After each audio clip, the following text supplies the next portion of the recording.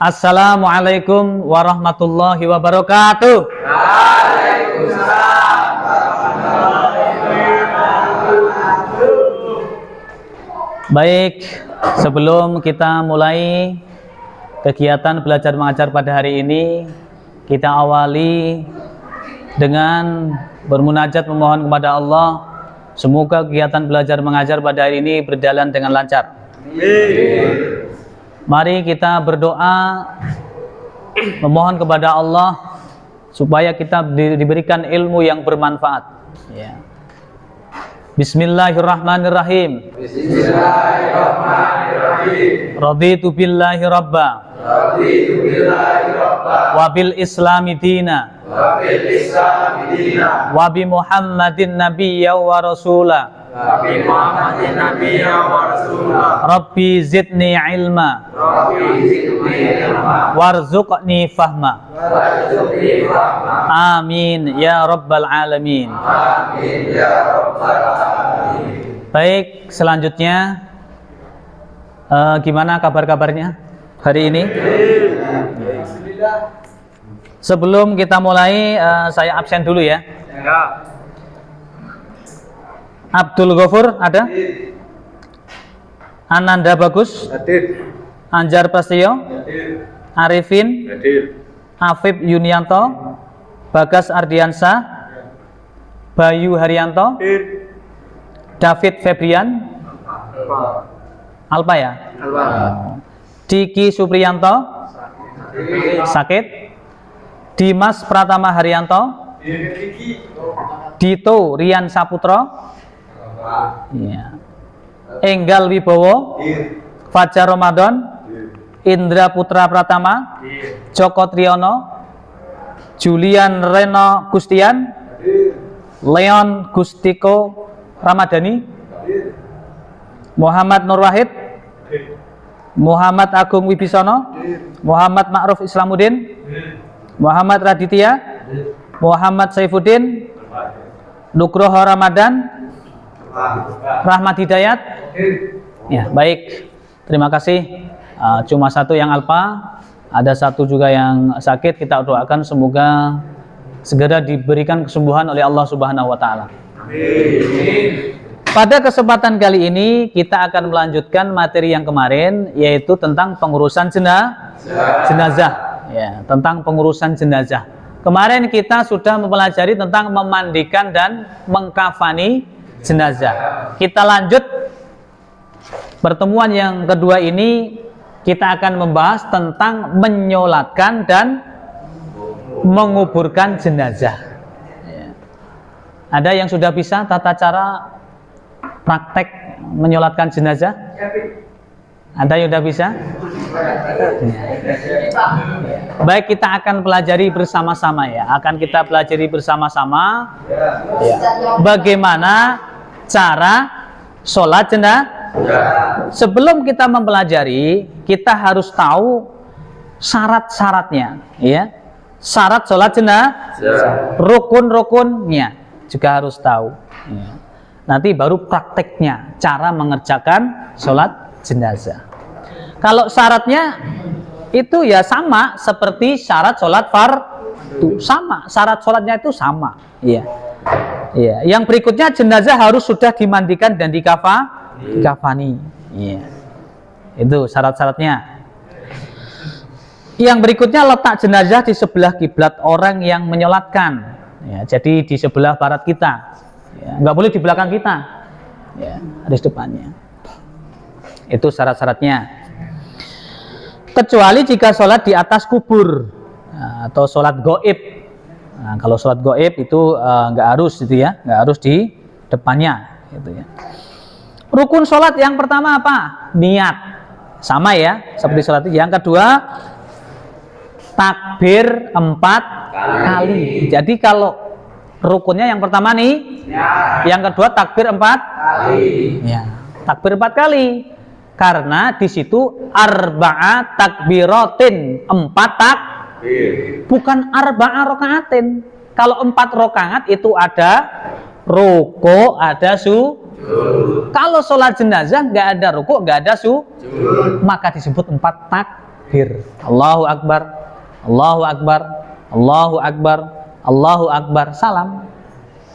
Ya, nggak boleh, jangan sampai sholat jenazah seperti sholat biasa, ada rukuknya. Saya pernah melihat tayangan di itu, berita waktu itu. Nah, kamu bisa cari di YouTube, itu ada, itu viral. Waktu itu pas COVID-19 ada petugas, ya, petugas itu yang suka nguburin jenazah COVID-19. Itu sebelum dikubur disolati dulu. Ya, ada 5 orang, yang belakang 4 sing imami ki sing pekok ngimami ini ya. Ya. Karena beliau ngimami gini rukuk, lah belakangnya kan bingung, lah kok rukuk gitu kan. Tapi itu bisa dilihat di YouTube itu. Sampai 2 kali ya, beliau rukuk sampai 2 kali. Untung nggak sujud itu. Rukuk 2 kali. Jangan sampai arba'at takbiratin, 4 takbir. Bukan 4 rakaat. Ingat-ingat. Ya. Yang berikutnya takbir pertama membaca Allahu Akbar, membaca Al-Fatihah. Hafal semua ya Al-Fatihah ya? Allahu Akbar. Takbir kedua membaca apa? Sholawat.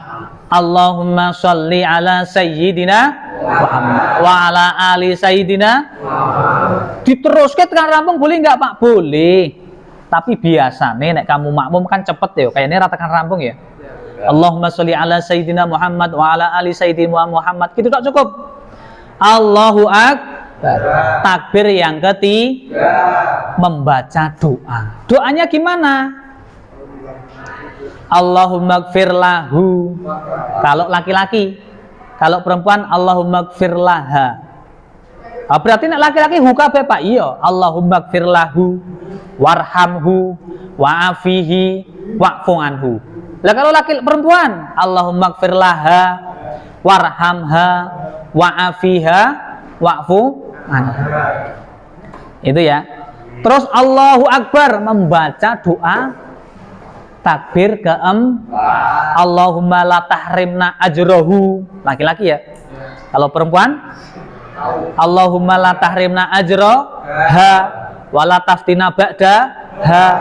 Kalau laki-laki wala taftina ba'dahu waghfir lana walahu. Kalau perempuan waghfir lana walaha. Bedane hu karo ha. Nah, itu ya. Jadi perbedaan di situ. Kalau niat, perbedaannya di mana? Ya. Pak, kalau Muhammadiyah niatnya nggak diucapkan. An-niyatu fil qalbi katanya. Niat di dalam Oke lah, itu perbedaan. Tetapi ada ya niatnya itu perempuan dan laki-laki itu kan berbeda. Kalau niat untuk laki-laki gimana? Usolli ala hadzal mayyiti arba'at takbiratin. Nek makmum makmumal lillahi ta'ala. Fardhul kifayati. Fardhul kifayah hukumnya fardu kifayah. Ini kalau laki-laki saya ulangi, usolli ala hadzal mayyiti arba'at takbiratin fardhul kifayati makmumal lillahi ta'ala. Kalau perempuan gimana Pak? Usolli ala hadhil. Jadi perbedaannya hadza sama hadhil. Berikutnya ada lagi mayyiti sama mayyitati. Lah kalau perempuan hadhil mayyitati arba'at takbiratin sama belakangnya. Fardhul kifayati makmumal lillahi ta'ala. Nek makmum imamal lillahi ta'ala. Nek imam ada lillahi ta'ala kalau sendiri. Itu ya. Hafal ya? Hafal ya? Ya, insyaallah ya. Itu setelah selesai ya, tadi sudah takbir keempat, mengucapkan salam ya. Assalamualaikum warahmatullahi wabarakatuh ke kanan. Assalamualaikum warahmatullahi wabarakatuh ke kiri. Ya, tinggal itu selesai. Itu tata cara sholat jenazah. Nah, yang berikutnya kita nanti akan membahas tentang tata cara menguburkan jenazah. Ya, tata cara menguburkan jenazah. Ya. Jenazah ketika orang meninggal dia harus segera dikuburkan. Ya, segera dikuburkan. Ya. Karena banyak ya dalil yang menerangkan tentang anjuran untuk menyegerakan penguburan jenazah. Ya. Segera dikuburkan. Yang kedua, liang lahat dibuat seukuran jenazah. Nek jenazah dawa ya harus semakin panjang. Kalau nggak panjang badannya 2 meter, ngeduke kor semeter nanti ketekuk-tekuk ya kan.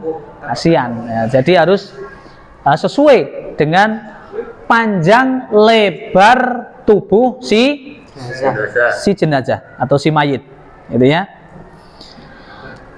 Dengan kedalaman setinggi orang ditambah dengan lengan dengan lebar kira-kira 1 meter, lebarnya kira-kira 1 meter, ya. Liang lahat, ya, tidak dibongkar, tujuannya supaya liang lahat tidak dibongkar oleh binatang buas. Maksud menguburkan jenazah adalah untuk menjaga kehormatan si mayit dan menjaga kesehatan orang-orang di sekitar makam. Lah nek umpamane mayit ora dikubur do dibuangke kan wambu ya. Wah, iso wong do kenang penyakit.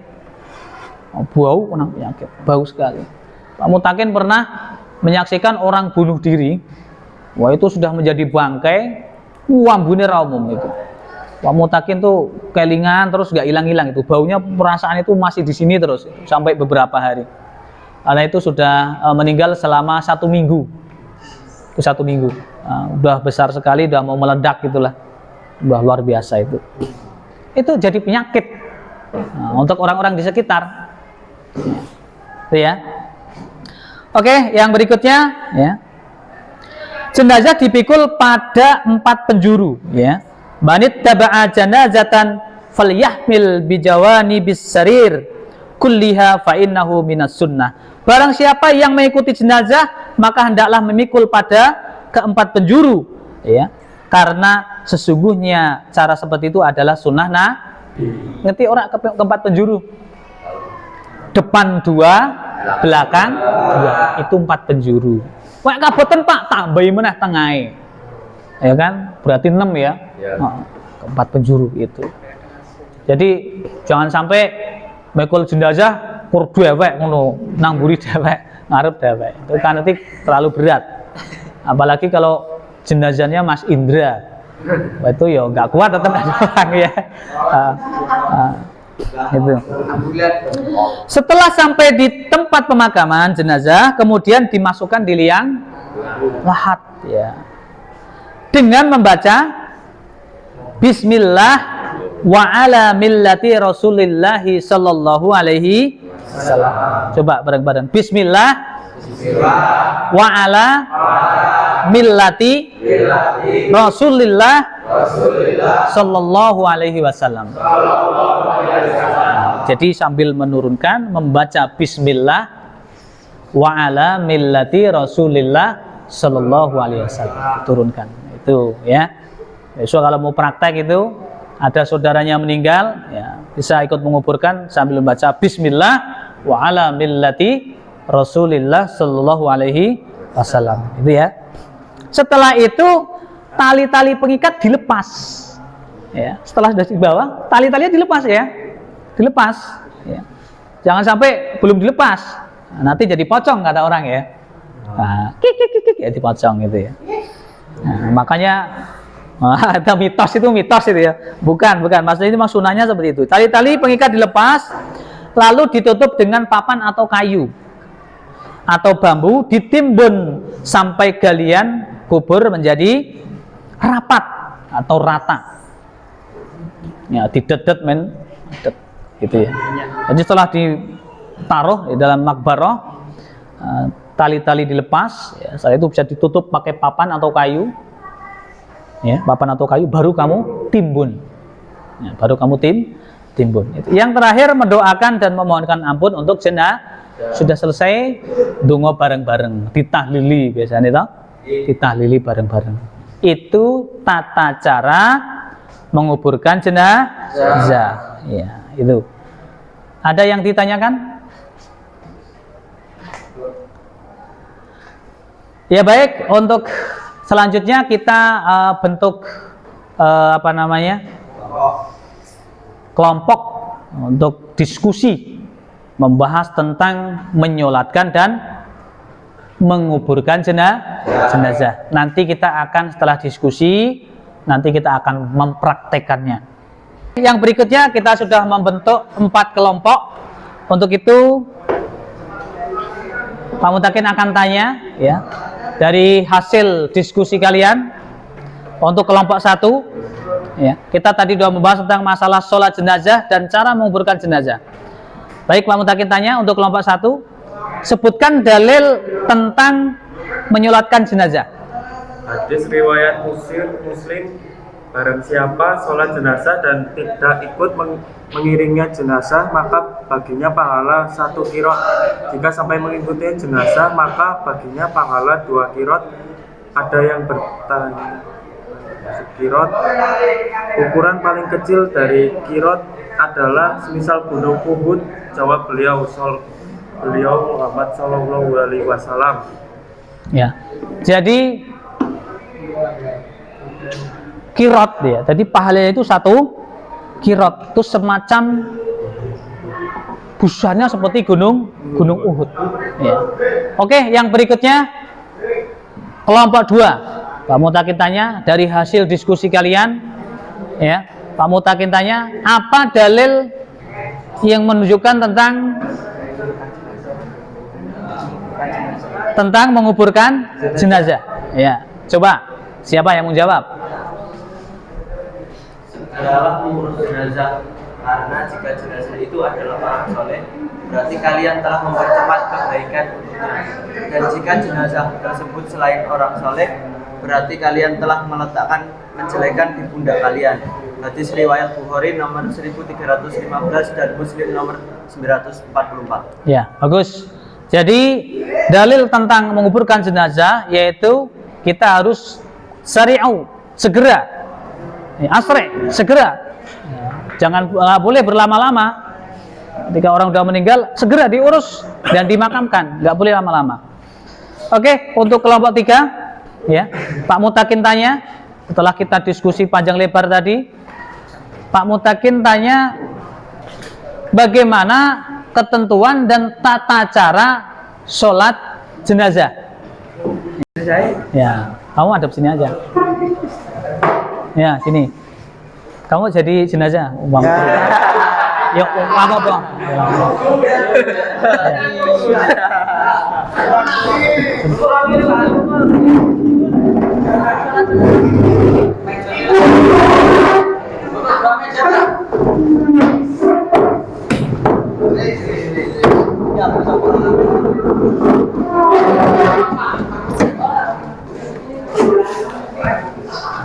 Dah, sini Anda tuh. Naik. Sudah siap? Dah, tidur.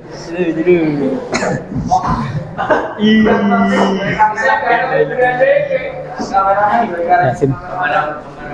Kamu di sini ya? Kamu kalau bingung bisa lihat itu, tapi enggak saya.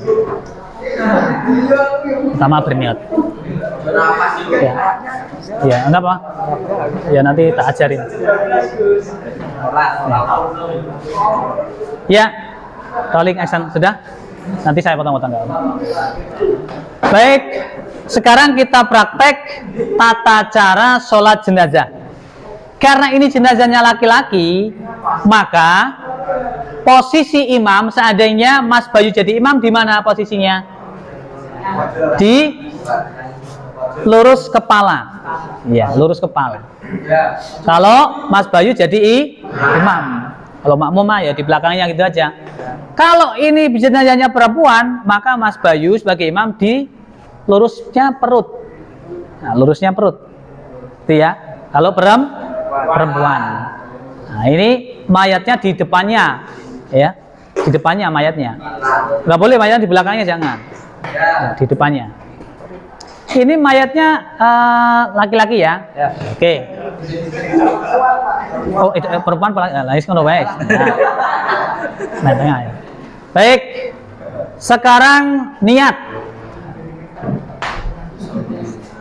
Salat untuk laki-laki. Usolli ala hadzal mayyiti arba'a takbiratin fardal kifayati Makmuman lillahi ta'ala.